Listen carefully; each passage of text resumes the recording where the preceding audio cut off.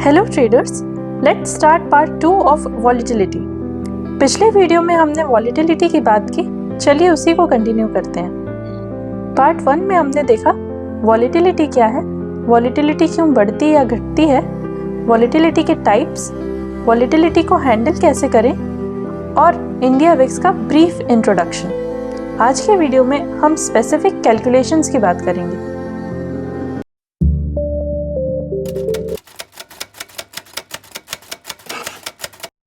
Volatility basically एक asset के returns का फ्लक्चुएशन है।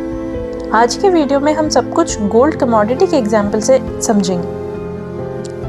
वॉलेटिलिटी रिटर्न्स का स्टैंडर्ड डेविएशन है। चलिए स्टेप बाय स्टेप कैलकुलेट करते हैं। सबसे पहले हम निकालेंगे डेली रिटर्न्स। रिटर्न्स निकालने के लिए आज के प्राइस में से कल का प्राइस माइनस करना है और कल के प्राइस से डिवाइड करना है। हम डेली रिटर्न्स ले लेते हैं R1, R2, R3, R4, R5। अब इन सब डेली रिटर्न्स का एवरेज निकालेंगे।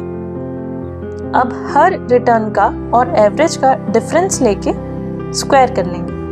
एवरेज में से सारे रिटर्न्स माइनस करेंगे और फिर उसको स्क्वायर कर लेंगे। फिर एंड में सभी स्क्वायर्स को जोड़कर उसे नंबर ऑफ ऑब्जर्वेशन से डिवाइड कर देंगे और उसका स्क्वायर रूट ले लेंगे। बस ये हो गई हमारी डेली वॉलेटिलिटी रेडी। चलिए एक एग्जाम्पल ले लेते हैं।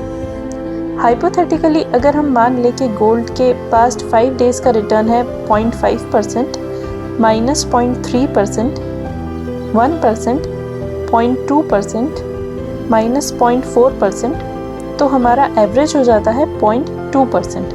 और इसी तरह हम डेली वॉलेटिलिटी पर आ जाते हैं जो है अप्रॉक्सीमेटली 0.53%। ये हो गई हमारी गोल्ड की डेली वॉलेटिलिटी।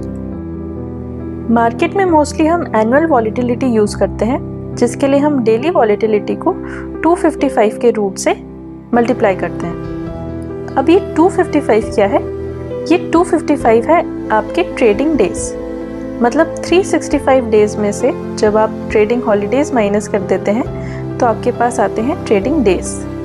गोल्ड के लिए एनुअल वॉलेटिलिटी हुई 0.517% इंटू 255 का रूट, जिससे हमें एनुअल वॉलेटिलिटी मिलेगी 8.2%।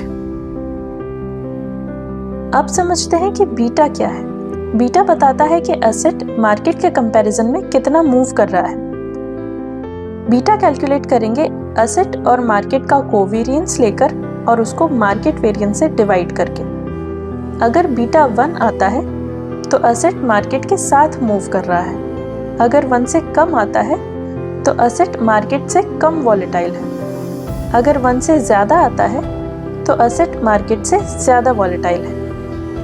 एग्जाम्पल, गोल्ड और निफ्टी के रिटर्न्स का कोवेरिएंस अगर हम लें तो 0.0015 है और निफ्टी का वेरिएंस 0.00025 है, तो बीटा हुआ 0.6। मतलब इस अजम्पशन के हिसाब से गोल्ड मार्केट से कम वॉलेटाइल है। अब बात कर लेते हैं इंडिया विक्स की। अब अगर आप सोच रहे हैं कि इंडिया विक्स क्या है, तो वॉलेटिलिटी का पार्ट 1 देखिए, लिंक आपको डिस्क्रिप्शन में मिल जाएगी।